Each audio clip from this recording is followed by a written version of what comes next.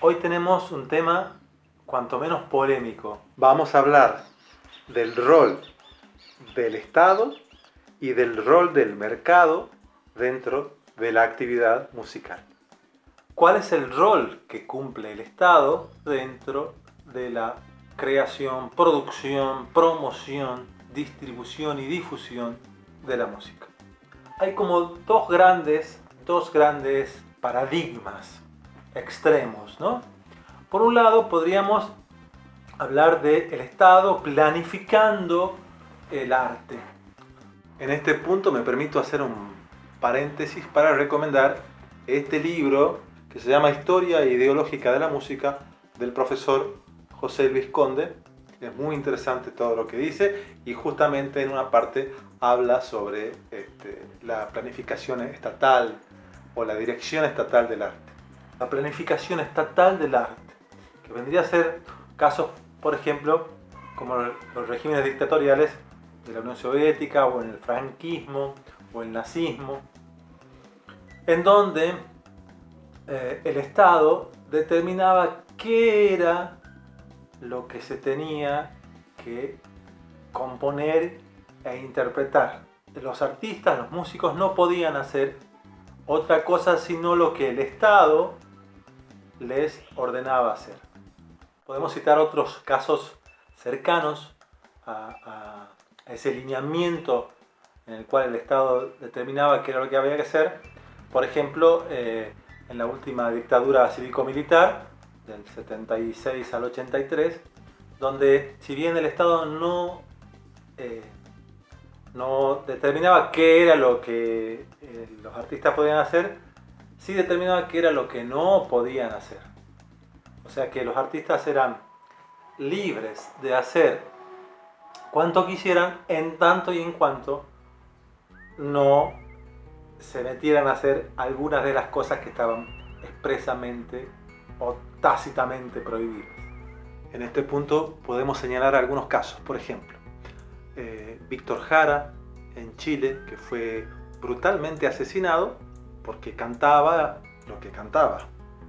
O en Argentina, las persecuciones de algunos artistas populares, como el caso de Mercedes Sosa o Miguel Ángel Estrella, que estuvo secuestrado, o el caso de Cafrune, que fue censurado por haber interpretado una canción que formaba parte del repertorio prohibido, que era Samba de mi esperanza.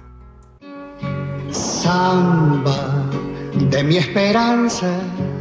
Bien, ese vendría a ser un extremo de la visión. El otro extremo es aquello en el cual el Estado se desentiende absolutamente de la generación artística y es entonces el mercado quien se hace cargo de ello. Es decir, que los criterios de qué se crea, cómo, qué se difunde, qué se escucha, va a estar determinado por el mercado. En ese sentido, la música es una mercancía. Se rige por las reglas del mercado. Es decir, si la música se escucha, es la que vamos a producir. Si la música no se escucha o si la gente no escucha, léase, no se vende. Lo descartamos. Se pierde. Quizás el paradigma sea el modelo estadounidense. No existe en su gabinete ni departamento, ni secretaría, ni ministerio de cultura. Pero en el mismo Estados Unidos vamos a ver ejemplos concretos de sistemas que no se adecuan a lo que acabamos de expresar. Esos vendrían a ser los dos grandes extremos. Digamos, el Estado indicándote expresamente y concretamente qué es lo que puede hacer, y por otro el Estado desligándose absolutamente y la creación sujeta a las reglas del mercado. Por supuesto que estos dos extremos tienen sus enormes bemoles, ya que estamos en términos musicales.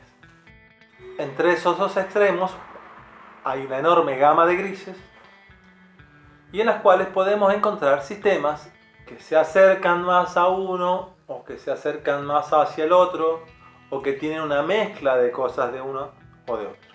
Bueno, entonces en estos dos extremos podemos dar algunas caracterizaciones de cada uno de ellos.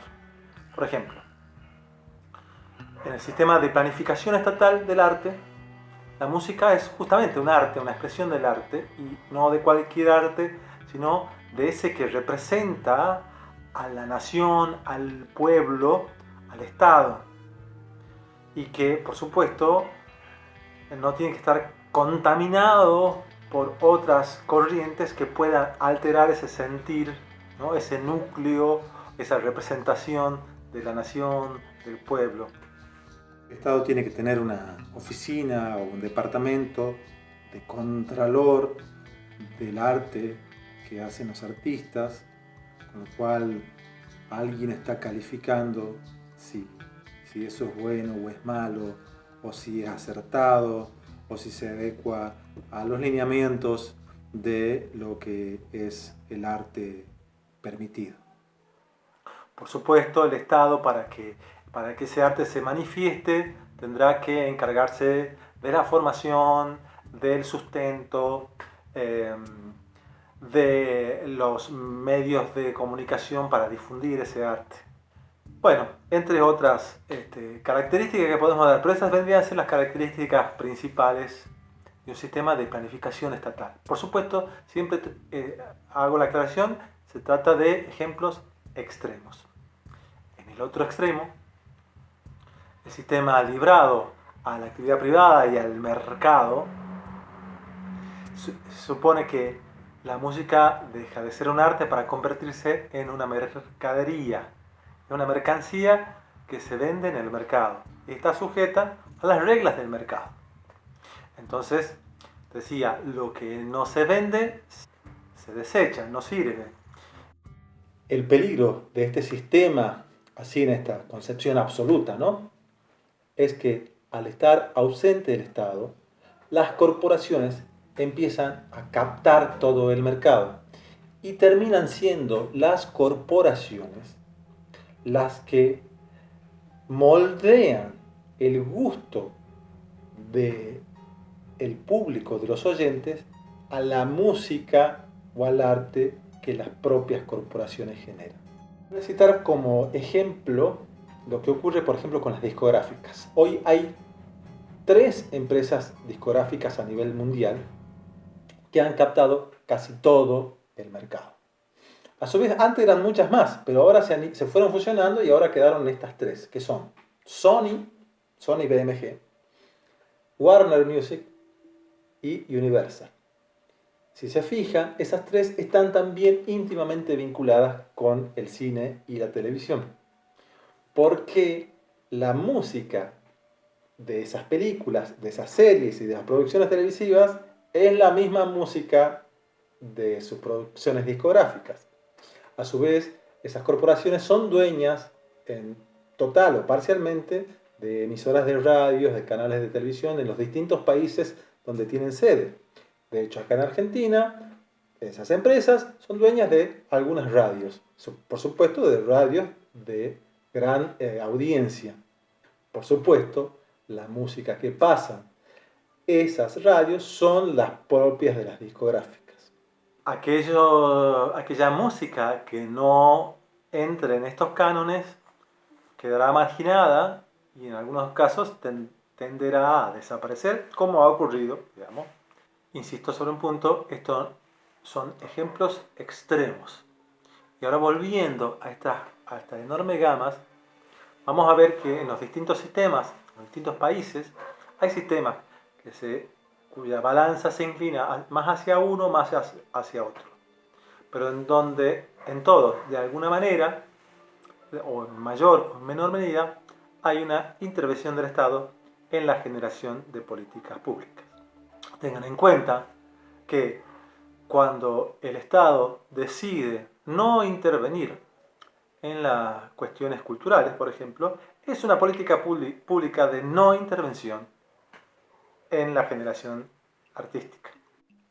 Bueno, espero que te haya gustado la temática de hoy. Nos vemos la semana que viene.